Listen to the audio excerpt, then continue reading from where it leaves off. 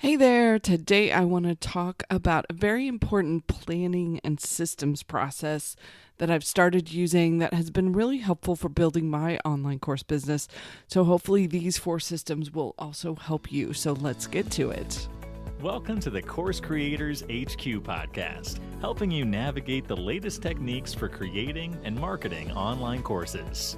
And now, here is your host, Julie Hood. Well, hello. I'm so excited you're here with us today. We are jumping into a strategy kind of episode this time, and I'm hoping it will be helpful for you as you plan the last half of your year and try to figure out where to focus. We just finished the first week of the 24-hour Course Creator daily group coaching program, and oh my goodness, we have some amazing experts in there who are putting their courses together. I can't wait to share them with you in future episodes. But I realized since that's launched, now I really need to put some planning into place for the rest of the year. So I'm going back and looking at what could I be working on? Where am I going to focus? Because one of the things that really helped me over the last few months is I knew that the topic and title challenge and then rolling into the course was the thing I needed to focus on. So projects and ideas and different things I could participate in that would help with that would help get the message out about it, would introduce people to the challenge. Those things I did. Anything else I did not do. And it was really helpful to have that focusing for a pretty extended period of time. It was almost 3 months that I did that. And so now that it's launched and we're into the middle of it, now that I'm thinking about the rest of the year, I wanted to think about the different 4 systems that you really need to have for a successful course creation business. And so I thought I'd go back to the basics and introduce you all to these 4 systems too, so you could see maybe there's some openings where you should add or could be thinking about additional places that you should focus. So one thing I should mention, there is a really helpful planning guide and workbook that goes along with this episode. So if you go to Course Creators HQ .com/48. That's the show notes for this episode, coursecreatorshq.com/48. And on that, in those show notes, I'm going to have the link so you can get this planning guide and workbook for free. So you might want to grab it or listen to this twice, this episode, so you can work through the workbook as we go. All right, so these 4 systems. The first one is your creation system. And what I mean by that is all of the things that you're constantly creating for your new content. So it's things obviously like your courses that you have to create and any kind of new training that you're thinking about creating.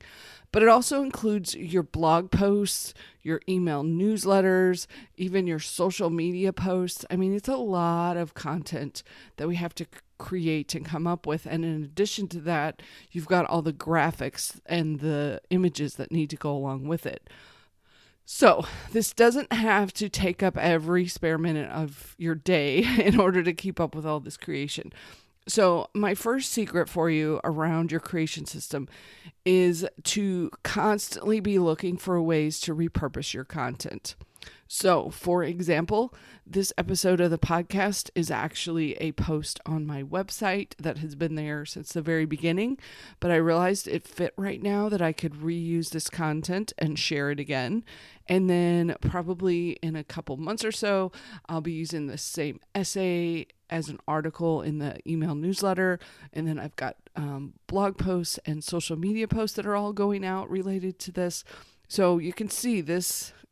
I created this content once for these 4 systems, and then I just keep using it and using it and using it in different places. Now, I'm not using it at the same time in all of these different places. So I'm spreading out the timing so that people don't get inundated everywhere with just this content. the email newsletter won't have that this week. It'll be a while before I include it.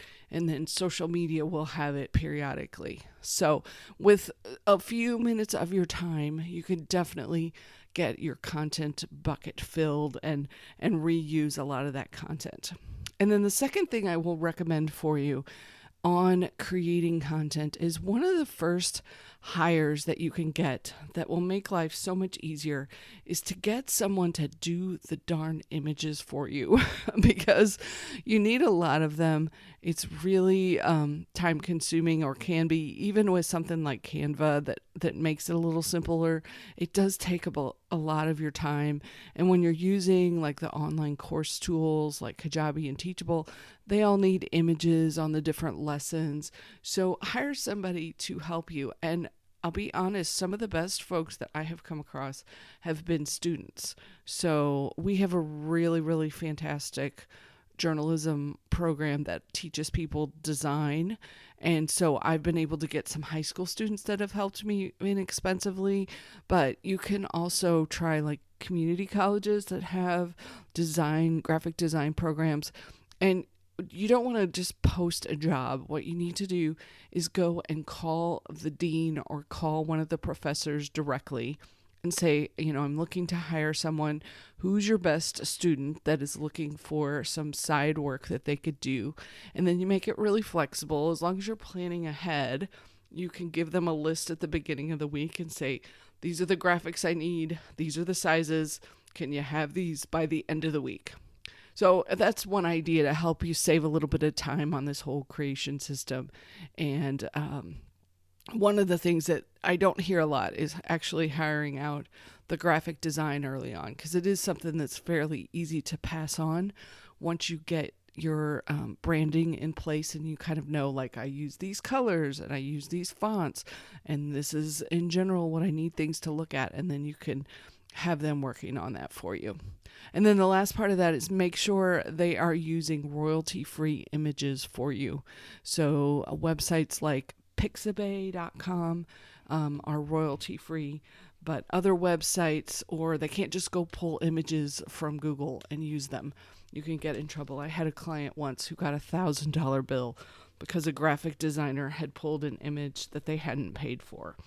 So make sure you're using images from Pixabay.com is a good one. Pexels.com, Pexels.com.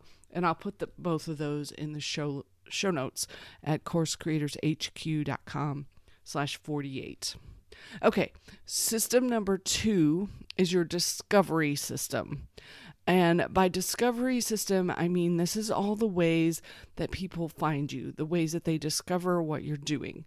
So it includes things like your website, if it's showing up in the search engine, if you're guest posting on other people's websites, if you're doing podcast interviews, if you've got social media accounts where they're stumbling across you, maybe based on the hashtags you're using, if you've got videos on YouTube that they're finding, or maybe you're doing Facebook ads, whatever the systems are that you've put in place for how people discover you.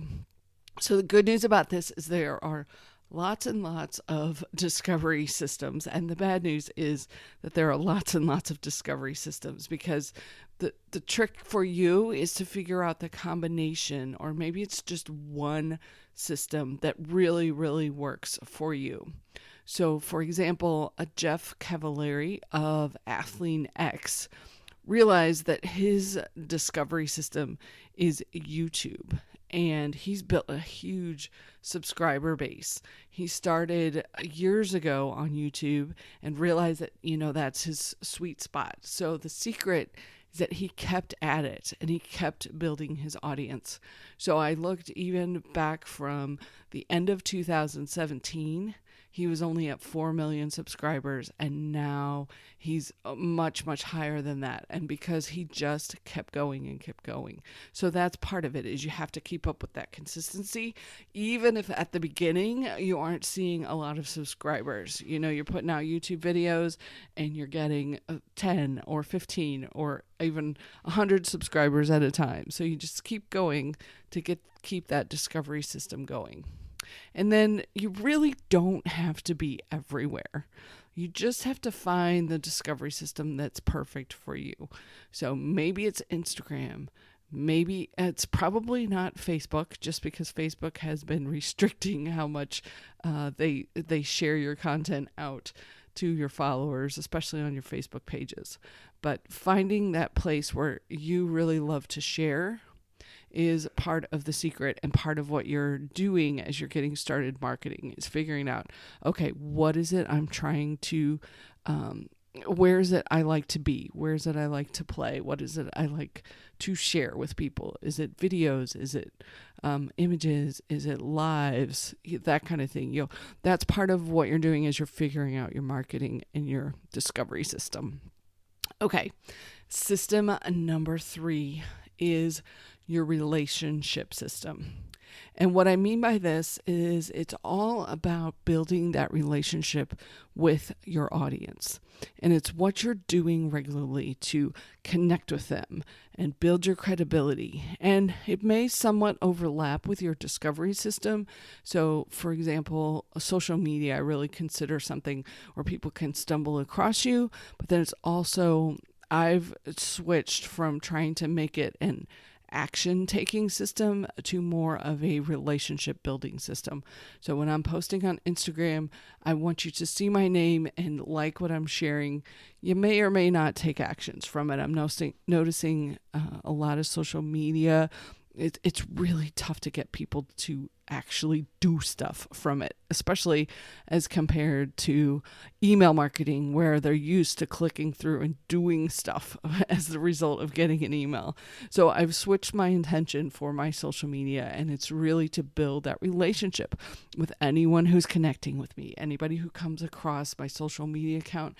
I want to have something interesting, something that's helpful for them, something educational, so that then they will potentially keep watching, keep listening, and see what else it is that I can help them with. So your relationship system, the big key to it is that you're staying in touch regularly. So you're building upon those prior interactions that you've had, and every time they find you, it adds a little bit more to your bucket with them, a little bit more information, a little bit more credibility every time you interact. So, for example, I use my weekly emails to really build a deeper connection with my audience. And then I also connect with folks on this podcast. And I will tell you, several of the folks who jumped in with 24-Hour Course Creator, they were listening to my podcast. So there's something special, I think, about podcasting that gives them a chance to get to know you at a whole different level. I think videos can also do that. I just haven't done enough of the videos to see that result coming through, but I think videos are another way that you can really connect with folks. So for your relationship system, every single course creator needs an email newsletter, period. There's very few things that I say you absolutely have to do, but this is one of them. You must have an email newsletter to be able to connect with your audience and build that relationship, because what happens is you'll stumble across people who aren't quite ready for you yet. They're interested or they're considering it, but they're not ready to jump in. They're not ready to buy yet. So you use that email newsletter to stay connected with them. So the week that they do decide, hey, you know what, I am ready to roll with this, you're in their inbox and you're there and you're ready to help them. And don't worry, if you don't have one yet, we've got a workshop coming up in July to help you get started and help you get going on an email newsletter. So keep that in the back of your mind. I don't have the pages up yet to sign up, but it's coming and it's going to be reasonably inexpensive for you to get started and get your email newsletter going. And the big thing I'm going to share with everyone is what you should be sharing, because that's what the question I get the most is, okay, I've got this email newsletter set up. Now, what the heck am I supposed to be talking about every week? So we'll get into that further. And if it's not working for you, let's say you do have one set up and it's not working very well. So you will also need to jump in that workshop because I'm going to talk about there's some very key things that you need to be doing. And I've been studying this. Actually, this was one of the very first things I did way back in 2001 and 2002 when I got started, was an email newsletter and figuring out how to use it to help people and then also to get them to take action. That's what we want, is for them to get used to taking action from the email newsletter. Okay, so think about your relationship system and what you're doing in order to connect with people and build that relationship with them. So our first system was the creation system and coming up with content. The second system was the discovery system, which is how are people finding you? And then the third system is your relationship system, how you're staying connected and building that relationship with them. And then the last system, the fourth system, is what I call your sales system. So once you have your course ready, you need a way for people to find you. So that's your discovery. And then you build that connection with them through your relationship system. And then the last thing is the sales part of it, is how do you get potential customers to raise their hand, sign up, click that button, and pay you for your course. So this sales system can include a whole bunch of things. And, it may be specific funnels that you set up. It may be where you have a really low cost product so that they can get started and then they'll jump into more of your high-end course. So, but it does mean that you have some kind of ordering shopping cart system that works for you. This is another thing that we're going to be talking about in July. There is an amazing special coming on my favorite tool in order to create your online course and your online course business. And I can't give out the details yet. It's sort of like having that secret that you just want to tell somebody all about. But it's the best pricing I've seen on this tool. And it's coming in July. I'm going to be mentioning it quite a bit, but make sure you are on my email list. So go to coursecreatorshq.com/48, sign up for the planning guide, and then that will make sure you're on the email list because I want you to see this special if you do not have a tool yet that you're using for your courses. And I'll be honest, if this sales system isn't working very well, if it's broken, you really can't stay in business very long, because you've got to have a way to get paid and to keep it simple. And it may be as simple as having PayPal buttons that you use to send it out to people when you're getting started. But then as you scale, you want to have a slightly more sophisticated system so that you're not having to do all these manual type orders. And the really good news about your sales system is it's one of those that you can set up and then it can be fairly static and kind of sit there and work for you. It's not like your creation system where you're constantly creating new content for social media. It's pretty much static. And while you do have to keep feeding people into it, once it's set up, then it can keep going. So I have a client who set up their order pages probably close to 10 years ago, and it's still selling for them. So we just need to get that sales system up and running for you so you can keep rolling new people in and getting new orders. So I hope this helped you kind of evaluate which of these systems that you have, that you need, where the holes are. And so it gives you some ideas of what to do going forward and how to continue building your business. So thank you so much for listening. And I just found out this week that Apple Podcast has changed and it's no longer subscribing to podcasts. You're now following podcasts. So you click the 3 dots up in the right-hand corner on Apple Podcasts and you follow instead of subscribe. So thank you for listening. Thank you for following. And for those of you who are on other podcast software, thank you for subscribing. And then if you learned anything useful today, I'd really appreciate a 5-star review. Those help us get in front of more potential course creators. So thanks so much. I hope you have enjoyed this episode, and I can't wait to connect with you next week where we'll have even more ideas for you on building and marketing your online courses. Have a fantastic week.